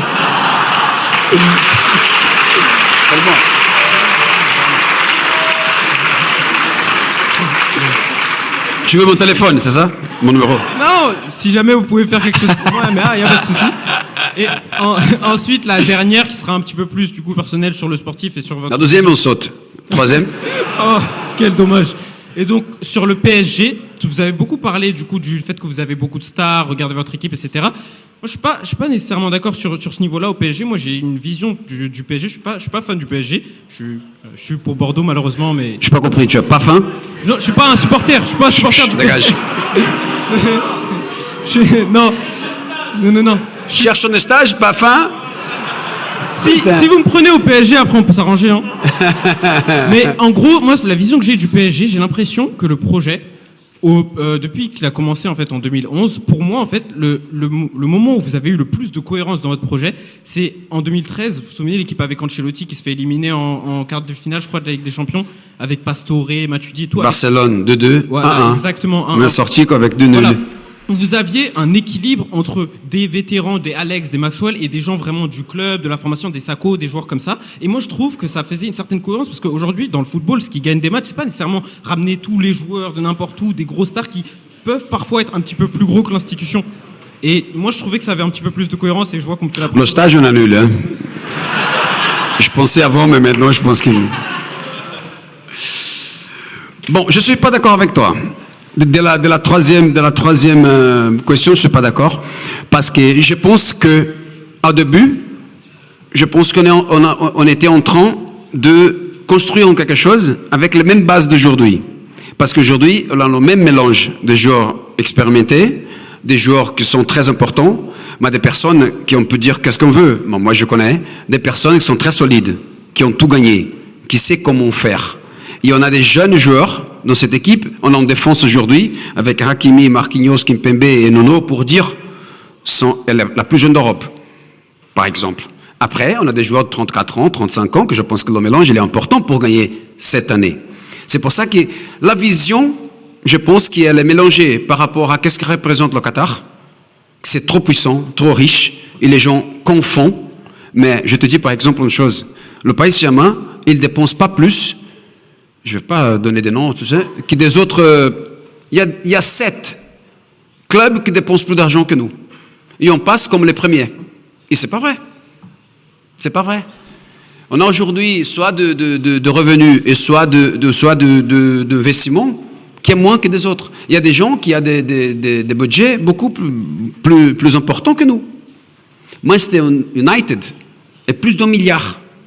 Nous, on est à 600, 650. C'est pas qu'on met l'argent de là et on met ici, on achète tout le monde. Non, mais les gens pensent que c'est comme ça.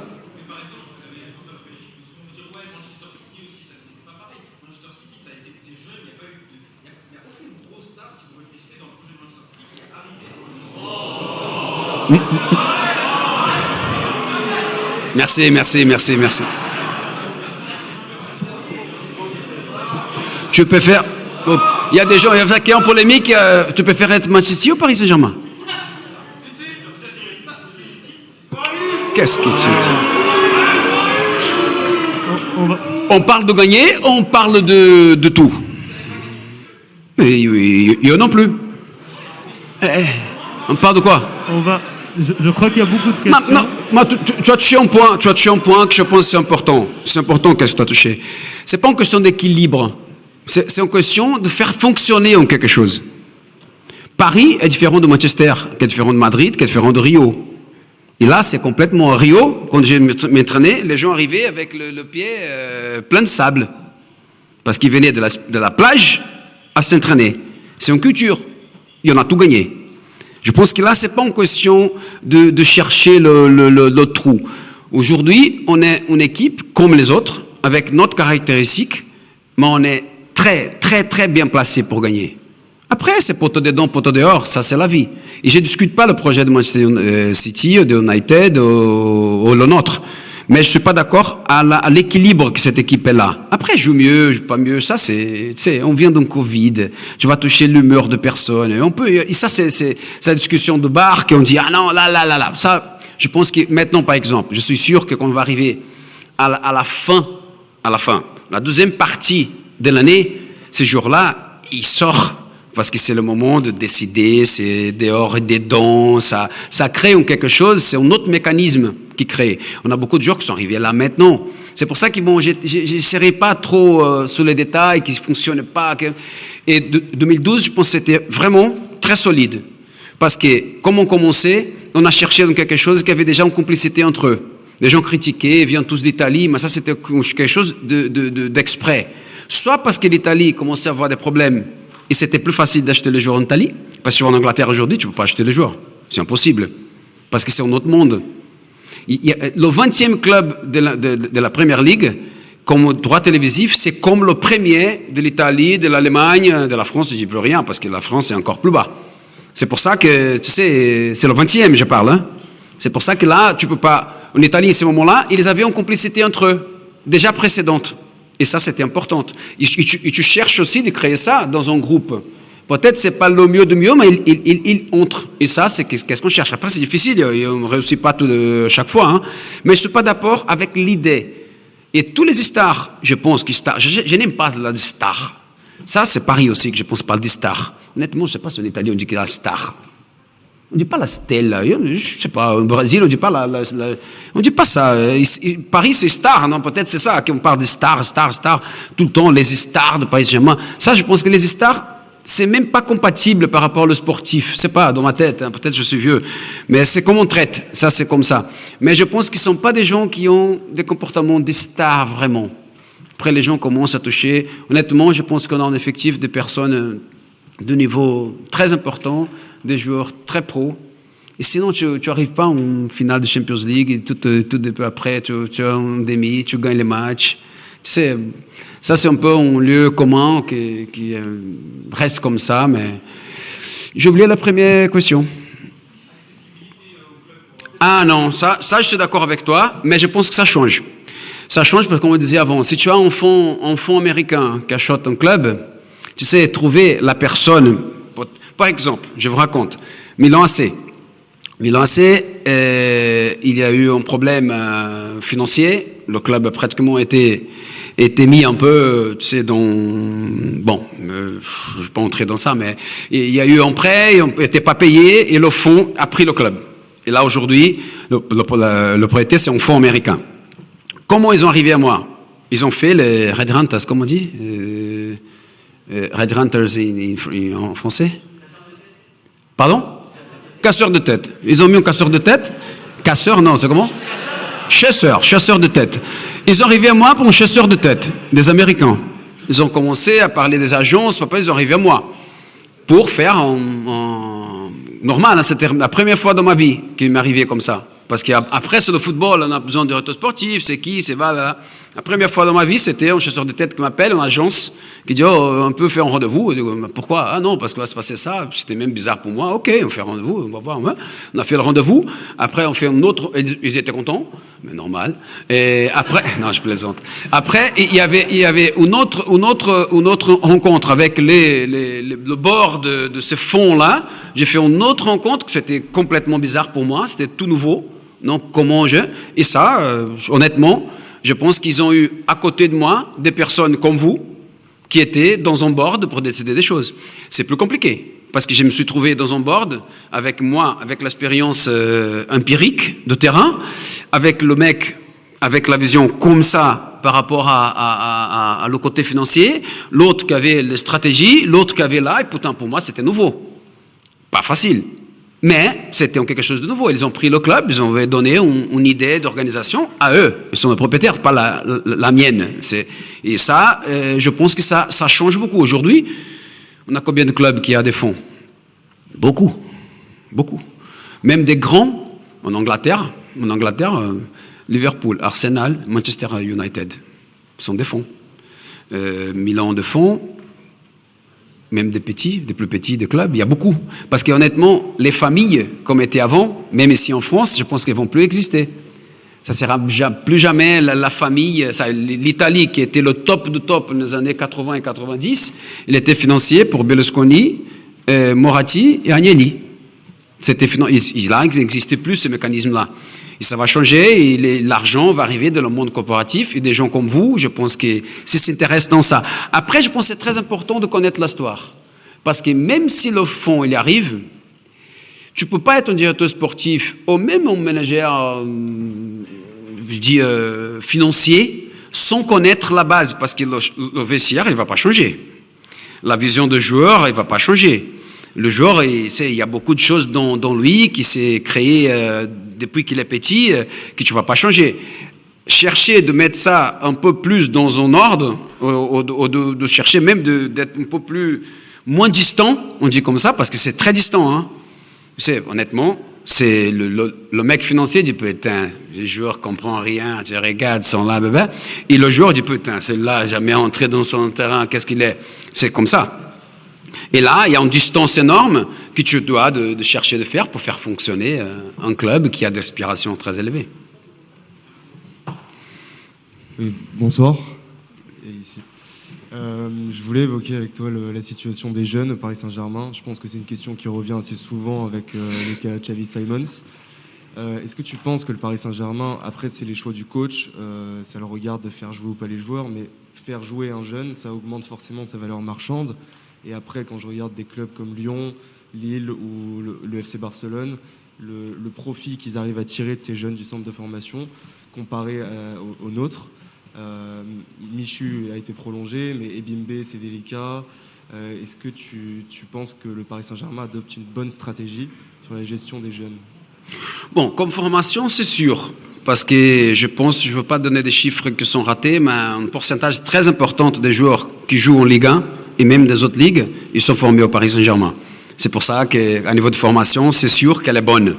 Après, c'est vrai que le gap entre l'U19 aujourd'hui, qui est l'équipe plus importante, c'est la 12e équipe de club U19, à l'équipe qui veut gagner la Champions League, c'est vrai qu'il y a une distance. Il y a une distance. Mais, je ne veux pas me défendre là, mais c'est la vérité. Le règlement, avec le temps, il n'aide pas les clubs. Avant, on avait même comment on dit, je sais pas comment on dit en français, tu finissais ton contrat, tu avais quand même un lien avec le club. Et tu avais le droit comme club de demander une indemnité de transfert, même si le contrat il était fini. Après Bosman, je ne sais pas si vous savez l'histoire de Bosman, les joueurs sont libres. Et par exemple, un joueur jeune de 16 ans, il fait un contrat, le premier pro de 3 ans, à 19 ans, il est libre. Alors, tu t'imagines, les équipes qui vivent beaucoup de ventes de joueurs, ils peuvent venir en France, prendre un joueur de 19 ans libre, qui était formé dans un club comme Paris Saint-Germain, tu le ramènes en Allemagne, tu le ramènes en Angleterre, il va libre, il ne coûte rien, tu donnes un contrat même bon, parce qu'honnêtement, il y a ça aussi, qui est une autre chose en France. En France, tu ne peux pas payer commission les agents de jeunes. Mais dans les autres pays, tu peux. Alors, tu payes la commission pour amener les joueurs. Et nous, on ne peut pas payer. On doit le convaincre, oui, ça va, tu vas jouer un jour, qui ça, bah. Et ça, c'est un système que l'on doit changer. Aujourd'hui, la France, elle est le berceau parce que l'italien, il y a des joueurs qui sortent, hein, mais l'italien, l'anglais, l'allemand, même l'espagnol, ils ne sortent pas de chez eux. Hein. Ils sont là, ils attendent. Le français, 19 ans, s'il y a quelque chose en Allemagne, en Angleterre, c'est plein comme ça. Parce qu'ils sont forts. Ils sont déjà faits d'une manière qu'ils sont dans la vie. Ils sont déjà psychologiquement déjà prêts. Si tu vois U17, U19, la France gagne tout aujourd'hui. Et même pro, hein, champion du monde. C'est pour ça qu'aujourd'hui, la France, on doit se protéger par rapport à ça. On est complètement vulnérable par rapport à ça. Xavi Simons, à 19 ans, sera libre. C'est quoi ça? Alors vient l'équipe allemande et dit, regarde, je te donne, je sais pas combien, Et tu dis, ah, je te donne le pareil. Tu sais, ça commence en vente en chair, qui c'est incroyable. On ne peut pas aussi, comme club, entrer dans ça. Mais je pense qu'on n'est pas là, avec Louis, par exemple. Il veut rester. Et c'est normal qu'il veut un projet sportif. C'est difficile de le donner. De dire, demain sera comme ça, après-demain comme ça, et dans un mois sera comme ça, et dans un an sera merveilleux. C'est impossible. Mais je pense qu'aujourd'hui, le règlement, le système, il est complètement contre le club est une situation complètement vulnérable par rapport à ça. Et ça, je pense qu'on doit faire un peu de politique pour changer ça. Parce que comme ça, c'est impossible. Bonsoir Leonardo. Donc j'ai une question pour vous. C'est une question un peu économique et peut-être un peu psychologique. Tout à l'heure, vous avez fait référence au marché boursier en disant que un mercato, c'est un peu comme un marché boursier. Vous devez acheter des joueurs, vous devez repérer leur valeur et la valeur des joueurs influe par rapport à leur valeur de marché. Et est-ce que vous, quand vous regardez le mercato, quand vous recrutez des joueurs par rapport au transfert, est-ce que vous avez déjà regretté certains choix? Et comment ces choix-là, vous gérez psychologiquement ou même économiquement? Est-ce que il y a des exemples simples, par exemple le transfert d'Icardi, Rafinha, ou encore Rafinha. Est-ce que vous regrettez certains choix? Comment vous gérez toute cette pression finalement? Bon, si on fait, c'est pas 10, 15, 20, 100 choses, c'est normal qu'on va avoir sûrement des choses. Mais je considère pas ça en quelque chose qui est un peu... À chaque 6 mois ou à chaque année, tu peux faire un bilan. Le même joueur qui peut-être a marqué 25 buts dans la première saison, il peut passer 2 saisons sans marquer un but. Et là, tu dis, c'est raté? Oui, mais la première saison, il l'a fait. Et alors, c'est difficile de savoir exactement que ça se passait. Je pense que l'alternative, on cherche. De temps en temps, il y a des joueurs qui viennent dans un coût abordable, des autres qui tu fais un investissement que tu attendais en autre chose. Il y a beaucoup des autres qui peut-être, il y avait plus de qu'est-ce que tu c'est pas, Verratti, il y a 10 ans dans le club, on a payé, non, il était très jeune, c'est quelque chose qui, tu gagnes là, tu perds là. Je pense qu'à la fin, tu as une vision de le général qui un peu va compenser, parce que si tu regardes tous les clubs, malheureusement, comme on parle de personnes, tu vas voir des situations des joueurs que tu attendais beaucoup et ils n'ont pas donné, ou ils n'ont pas pu donner, parce que c'est pas facile. Mais bon, on se trompe, hein. Peut-être on se trompe plus qu'on fait, mais je pense que ça fait partie. Alors, on fait la dernière? Oui. Donc on va faire une dernière question en ligne. Donc voilà, j'ai une question en ligne qui dit: la position du PSG en Ligue 1 économiquement tire-t-elle les autres équipes vers le haut sportivement et économiquement? Ou comme on l'entend, elle a un rôle de monopole, c'est-à-dire qu'elle écrase la concurrence? Bon, ça c'est difficile. Je ne sais pas si c'est malheureusement pas. Je pense que c'est difficile d'avoir quelque chose d'équilibré par rapport à, si on prend les 5 pays importants, les 20 clubs, 100 clubs à peu près au même niveau. Là, c'est le niveau Champions League que tu cherches d'arriver, qui peut-être tu crées un peu la distance par rapport à les championnats nationaux. Mais la Juventus a gagné pendant 10 ans le championnat italien. Bayern Munich gagne pratiquement toutes les années. Et peut-être c'est une difficulté de le système de faire que le premier et le 20e soient plus près avec les mêmes possibilités. Ça, c'est compliqué. c'est compliqué. Par exemple, le MLS est né avec cette idée. Non, elle cherche de compenser. C'est un autre système. C'est une fédération qui prend les joueurs et les divise pour avoir un peu un équilibre. Nous, on n'est pas né comme ça. C'est complètement un autre système que c'est pas facile de maintenir peut-être l'équilibre par rapport à tout ça. Je suis d'accord que ça se passe, mais ça se passe un peu partout parce que le Real Madrid, Barcelone gagne toujours en Espagne, Munich en Allemagne, nous maintenant ici, Lyon a gagné 7 fois quand ils sont organisés, Saint-Étienne a gagné les années 70. Ce sont des cycles qui sont comme ça.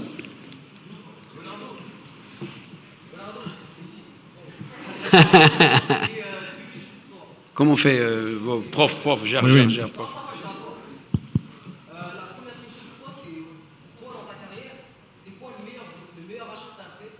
Achat? Je peux pas dire ça. Je sais, les achats sont comme les... J'ai fait un bon exemple. C'est comme les enfants. Tu peux pas choisir un enfant. Je te jure, je peux dire que le rapport que tu crées à la fin, tu sens quelque chose de vraiment fort quand il y a la réussite, non, de le gamin que tu as vu depuis le début. Ça, c'est très fort, mais honnêtement, si je dois te dire un, je pense que ce serait injuste, mais je vais le faire. Et le premier, que c'était Kaka. Kaka, c'était quelque chose de tellement inattendu qui était formidable. Il y avait 20 ans, 19-20 ans, il y avait devant Rui Costa et Rivaldo. On a acheté, on parle entre nous, 6 millions de dollars. C'est pas beaucoup, hein. Et on l'a acheté. Et le 12e entraînement, il était déjà titulaire.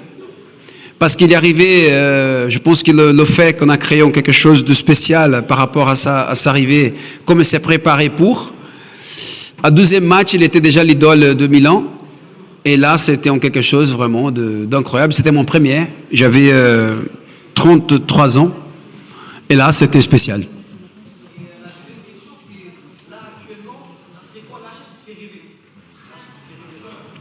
Pour le futur? Oui. Ah. Bon, s'il vous plaît. Prof, interviens, prof, putain. Alors, fais quelque chose, prof, putain. D'habitude, c'est le moment où il me demande une pause. En me disant, ouais, ça fait 1h30. Mais là, quand même, avec vous, ça fait 1h30, mais ils vous lâcheront pas. Il y a déjà des polémiques sur Internet, déjà, non? Pardon? C'est sûr qu'il y a déjà. Il a dit ça, il a fait là, confusion totale. Il a peut-être droit à la pause, quand même. Non, mais on continue, vas-y.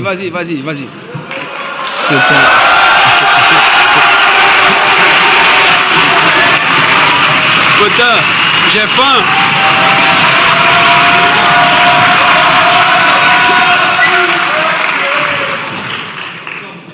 Bonsoir.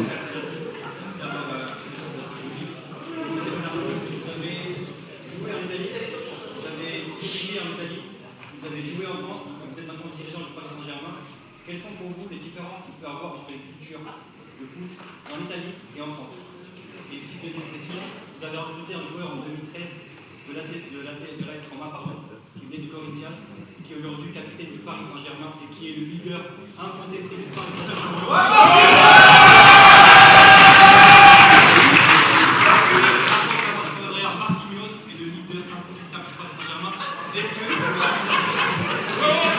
J'ai dit plus rien. Tout est dit.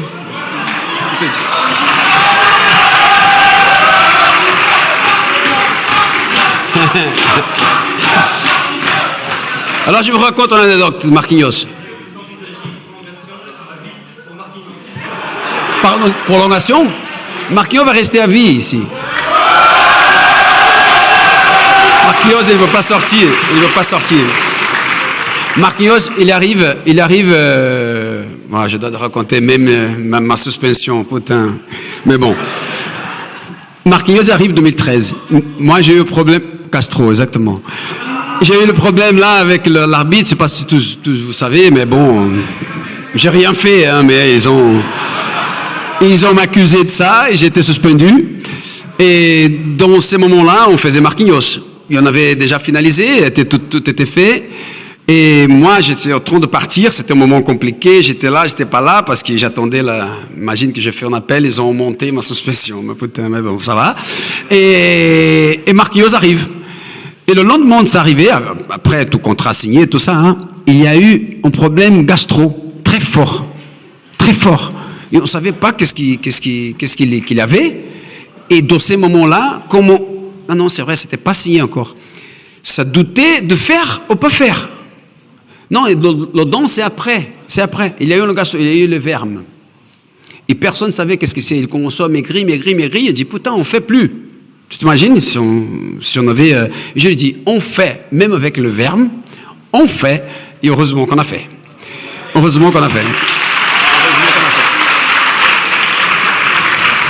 J'ai oublié la question. Hein? Pour moi. Je sais pas combien. Parce que...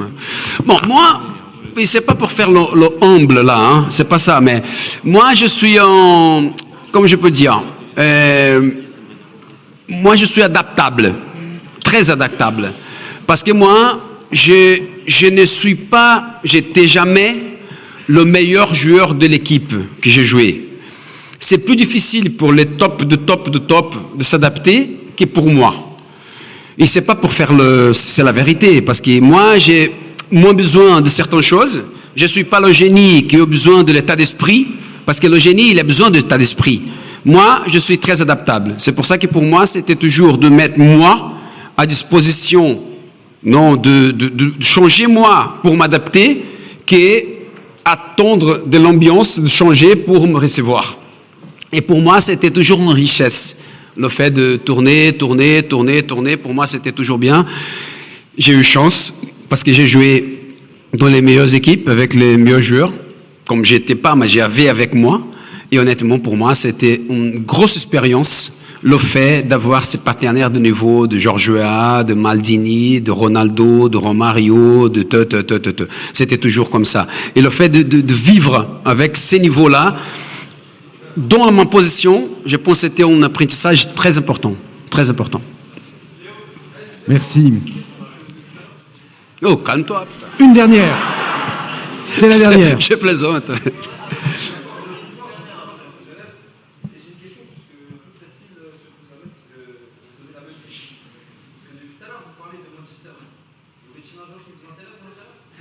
Pardon? Ah. À Manchester?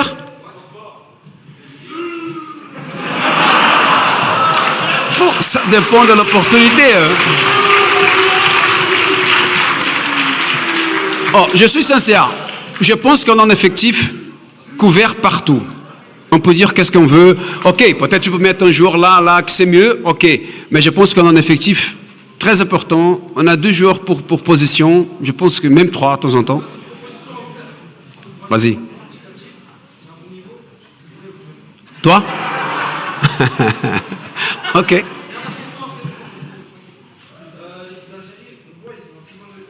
C'est vrai. Au final, là, non? C'est pas mal, hein? Il est à Milan. Il y a beaucoup de joueurs algériens. Je pense que ce serait pas mal aussi le mariage, honnêtement. Ce serait pas mal. Merci beaucoup. Allez. Merci, Leonardo. Je pense que... Merci.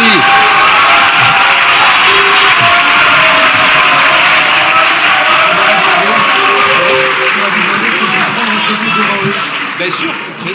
Moi, je fais partie de là. Alors, ce qu'on va faire, vous ne levez pas parce que Leonardo va se photographier et vous serez le fond, de sorte que vous aurez un selfie avec Leonardo. On fait tout le monde comme ça? Allez, je vais faire aussi. Et pendant ce temps-là, moi, je vous remercie beaucoup. Le projet de Leonardo à 20 ans, c'était donc de changer la vie des gens.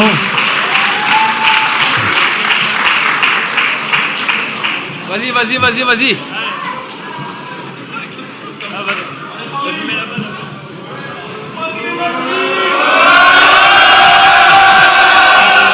Vidéo aussi.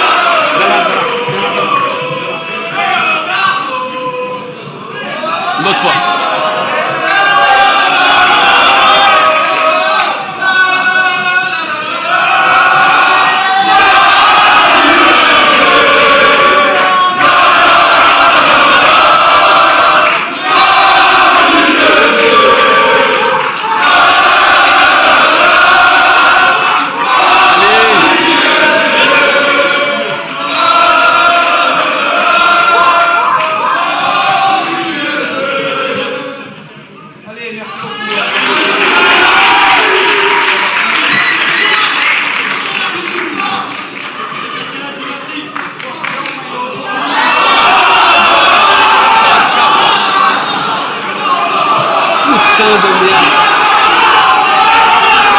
J'explique. Ça, c'est le maillot d'Mbappé de l'année dernière. Mais on ne sait pas comment on fait. Pourtant, je ne vais pas tirer ça. Comment on fait, prof? Comment on fait? Hein? Si vous permettez. Non. Moi, je pense. Comment on fait? C'est dur, hein? Non. Moi, très dur, là. Je pense qu'il faut que ce soit le trophée des étudiants. Il y a un bureau des étudiants. Le bureau des étudiants va le garder en souvenir de vous.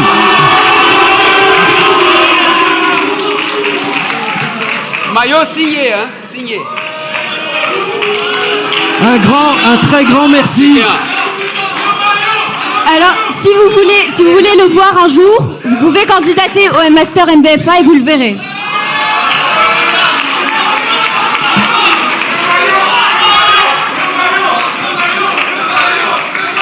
La sortie se fait par là-bas, s'il vous plaît. Merci beaucoup.